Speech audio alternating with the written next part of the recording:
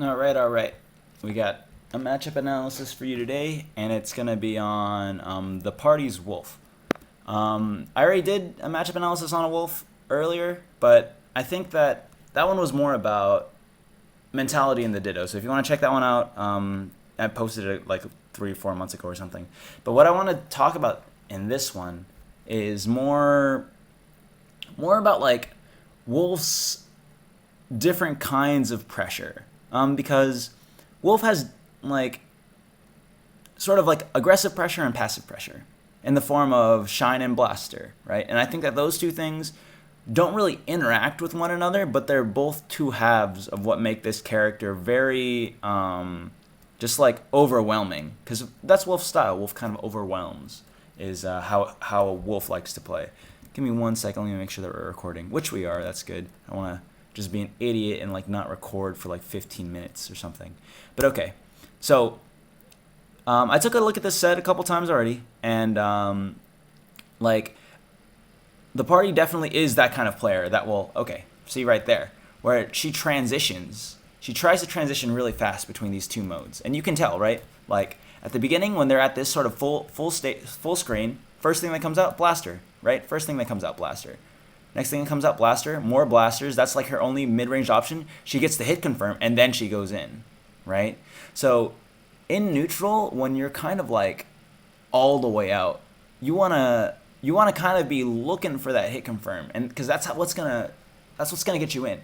Because unlike Falco and Fox, Wolf doesn't have a really strong move that can transition Wolf into the shield pressure game. So you're gonna have to do it with Blaster. You're either gonna have to do it with Blaster or like play that spacing game. Wolf has a little more range on his aerials. That back air is pretty long. That forward air is pretty long, but they're not gonna do you any good when you space them close because their sweet spots are on the tippers, right? So right here, she went in with a forward smash, which is kind of like, all right, I don't know if that's gonna work for you, but like let's look at that because that's like a good, it's still a good player like idea to hit confirm with the Blaster and then go in after, right here. There you go, right? But like that forward smash was too much. Maybe you should in like a short hop fair or something. But here we go. Now we see that we're in shine mode, right? And something that's interesting to notice is like, let's see, the shine whiffs. I want to talk about the jab that happens later, but this Nair comes out, right? So like Nair, I'm not sure if it comes out super duper fast, but it comes out fast enough, and it's multi-hit, which is like the X factor that Wolf had. Oh, not really, because Fox has his drill. So it acts kind of like the drill, where it's like a faster version. It comes out faster. So I'm gonna compare and contrast with Fox shine pressure for a little bit, because Fox's shine pressure is like this. Nair shine, right? Nair shine is like sort of, depending on when you shoot the Nair, you're vulnerable during different parts of it, right? Because when you do a rising Nair, then you're gonna be able to be shield grabbed during the end of your Nair. And if you do a falling Nair, every frame before the Nair comes out, you're vulnerable, right? So there's this sort of elegance in the Nair shine where it's like it's a pure mix up on your part. You're Fox, you get to choose the direction that you go, either early or late, and then that determines when you're vulnerable. But for Wolf, Nair shine is actually not like you don't have to deal with that. You deal with that during landing lag, I suppose. I think it's actually not even that negative on landing. So you shoot it, and this is the nature of multi-hit moves. You shoot out your Nair as soon as the shine is done. So like let's do this, right? The shine whiffs, whatever, but you jump and you Nair, right? You jump and you Nair, and let's say that like Ganon is still shielding or something. That Nair hits that shield, but it still has hitboxes all the way down until you L cancel it, right? So the nature of multi-hit moves is that their active frames last much longer, and you can get hit by multiple hits. So that doesn't mean that means that they're a little safer on shield while in the air. Obviously, because they do less damage, they do less shield stun, which means that you're more susceptible to shield grabs on ground, right? But while you're in the air, you should be safe, which is why, maybe shine into cross up Nair. I don't know if that's possible, but that would be an incredibly safe option, right? But right here, it leads into another shine, and that's knocked down because Wolf shine is crouch cancelable. And then we have like this, right? More shield pressure, and then back out to blasters, right? And there's that spaced fair that I thought would have been interesting to use in neutral. see here, right there, a couple whiffs that, so it covers it with a jab. I like it. Then right here, here it is. This fair comes out, which is cool, you know, well spaced, gets the sweet spot, so you get a follow up. Nice. Here we go. More blasters. Misses the waveland, right? Wolf's pretty technical. So if you miss a waveland like this, you're gonna get punished. Yep. Gets punished for a little bit. Here we go. Nice. And another. Nice. Yeah, so I mean when they're in juggle state like that, you kinda wanna push it, so. Oh, I like that. I like that a lot. I like it when people call options, where it's like, maybe she was reacting, right? But this jump is obviously either expecting Ganon to waveland in, right? Or do a roll or something. And then, oh, you see Ganon jumping, and you react to that with the double jump, right? And you cover that. Ganon should be, I mean, Kage should have thrown out an up air. That's like how you make it safe. But instead he gets hit by that. But, you know, that's good. That's good. That's good coverage. I like it when things are covered. You have a plan and you have a backup plan. You should always have a plan and always have a backup plan. Here we go. Get bodied a little bit. And we're back in laser mode, right? Where you can see, like, just looking for that hit confirm. Because right now we're in pure neutral, and there we go. You see that? I mean, the waveland was missed, but the idea is there, where it's like, okay, I think I hit that last one, so I messed up his rhythm enough to where if I hit this next one, I want to be in his face, right? And then she is. So then she does this jab combo, right? So this is the transition, and you have to kind of gamble with it a little bit because there are 10 frames of landing lag from air dodge. So you'd be able to, you could potentially be shield grabbed or something. But if you want that blaster to confirm and you want to be in that zone, you want to waveland forward out of your blaster, right? You can do two things. Three, I guess. You could waveland back, you can waveland forward, or you can waveland in place. Wavelanding back is like the defensive option, saying, okay, that blaster wasn't the one that I wanted, but, you know, it'll tack on a little bit of damage, do a little bit of passive pressure maybe. I'll run in afterwards with like a grab or something. But if you waveland forward, that puts you into follow-up, the area where you can follow up, which is good, right? Then you can see, didn't transition into much, but right here, we're seeing a little bit of shine pressure, right? If Wolf can get in, then Wolf is amazing. But until Wolf gets in, Wolf only really has one tool, the projectile. Because Wolf doesn't have that speed. Okay. Nice tech out. And you see that right there? It was a good idea, right? That blaster confirms. That's when you go in. You see this? Look at this. Let's say I handed you a controller, and this was the frame that you continued the game from. You're like, oh, dang, this is so easy.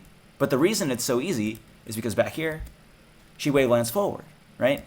Like, let's say I gave you the game right here, but you're wavelanding backwards, you know? Then you're all the way at the corner of the stage, and you can't follow up. But the fact that she goes in, she closes this gap, then she could, like, do a dash attack. Or she could do, like, a short hop fair or something. But she doesn't have confidence in herself, so she runs away. But then she sees that it, she sees that it hits, like, oh, never mind, I want that. But now Ganon's out of hit stun. So now it's like opportunity lost. When you go in, you got to go all in. You can't go halvesies, or else you're going to get grabbed. You get grabbed, thrown, and destroyed. So a little bit of a misstep, right? That's kind of how you got to play Wolf. Wolf's really like all in. Or none in, and you just like blaster camp forever. I mean, that's a possibility too. Oh my god. Oh! Look at this. Because Wolf face plants, look at Ganon can't even grab that. Oh, poor Ganon. Oh man, I want to look at that again. I love stuff like that. Because my favorite thing in this game is just like different, like how different animations have different like hitboxes and hurtbox placements and stuff. So, grab detection didn't work there. Oh man, there was so much time. Okay, let me talk about this for a little bit. Okay, right here. You see this right here? In this moment, you are like, if you're a Wolf, you're feeling super good because, like, 158. All you need to do literally anything, and then Wolf will die. So just feel the edge guard out and follow it through, right? So you're sitting on this platform, and you have all the time to just kind of position yourself. Maybe you're like, okay, I'm feeling like a back air today, or maybe like a late hit up air. So like you turn your butt around, and then you just kind of sit there, right? You figure out what's gonna happen. But what Alex does is she like does this really like, right here, jumps and then double jumps so that she can get this height. And then she shoots a blaster. What's that blaster doing? What's that blaster going to do? What that blaster did was give that platform enough time to sneak out under her, and now she doesn't even have a platform anymore. So she lands on the ground, and she's like, oh shit, You know, like I wasted all that time shooting that blaster. Let me get on this platform. That's what I'm thinking. But you see that she double jumps again. What? So she jumps up and she's wasting more time. You know, it's not like, in my opinion, it's not like you're picking the wrong choice. It's that like you picked a choice that takes too long, right? Especially if you're edge guarding opponent, like all of your actions happen in real time. So like everything you do, every choice you make should be as focused and as like sort of anemic as possible. Like you want to just bare bones do what you need to do so you have more time to think about stuff and set it up positionally, right? But instead, she's just jumping way too much, right? And then because she double jumped, it gives Ganon enough time to get this forward air out, and she doesn't even get the edge guard, you know.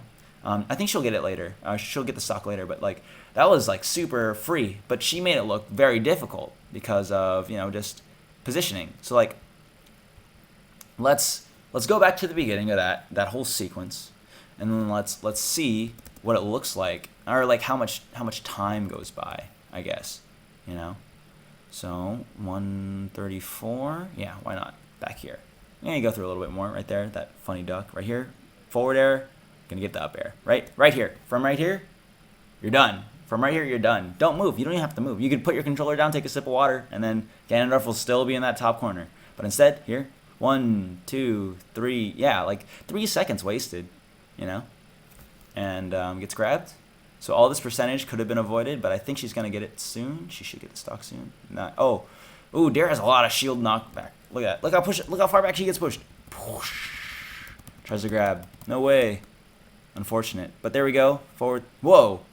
Oh, that was a bad DI. That was a pretty bad DI. All right.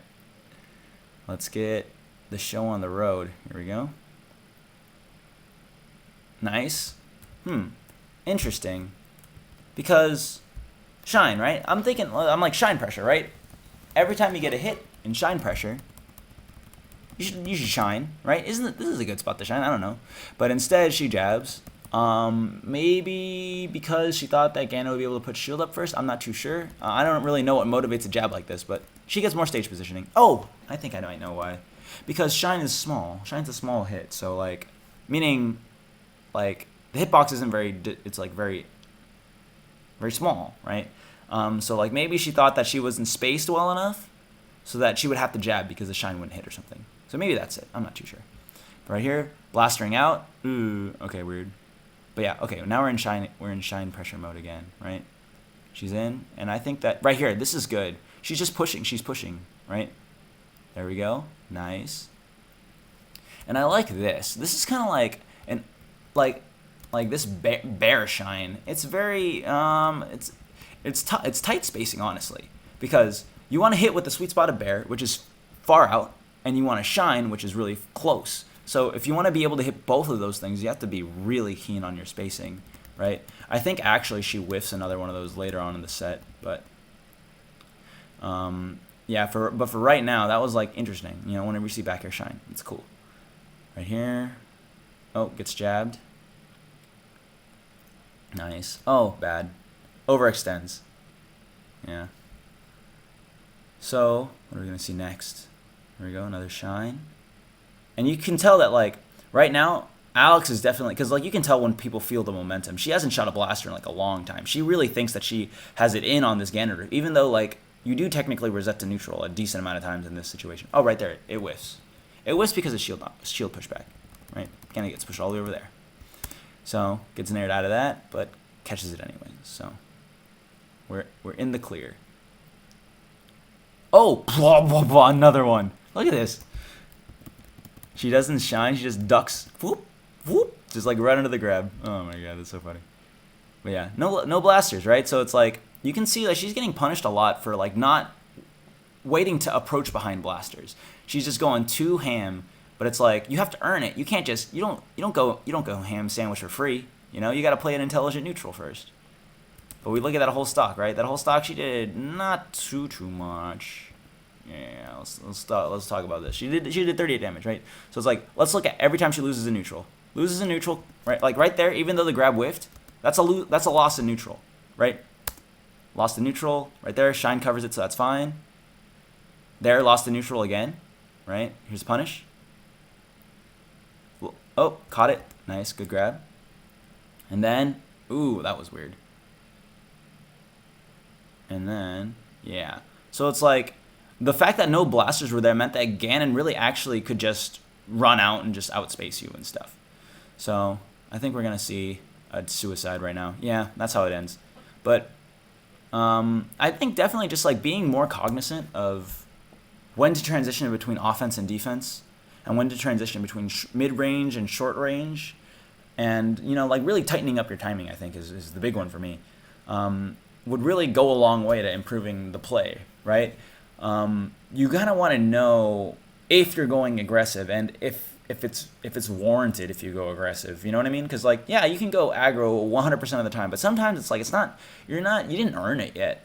You know, you didn't earn the stage positioning. You can't just like short hop forward air someone in neutral while they're dash dancing, because they're dash dancing. You didn't even put them in shield yet or something, right? So you gotta be controlled and contained with your offense. Obviously, it's good to be aggressive when you have the upper hand, but until you have the upper hand, until you get that blaster confirmed that puts them into shield and you have good positioning, then it's you can't be upset when you lose in that neutral game situation, right? It was good. I mean, like there was a good dimensionality towards the beginning of that wolf. You know, a lot of blasters and a lot of mixed in. You know, I like the waveland forward. I know too many wolves that only waveland back because they're too scared. But wavelanding forward really does help transition you into that punish game a lot quicker, which is very interesting to watch. So that's all I gotta say about that. Adios.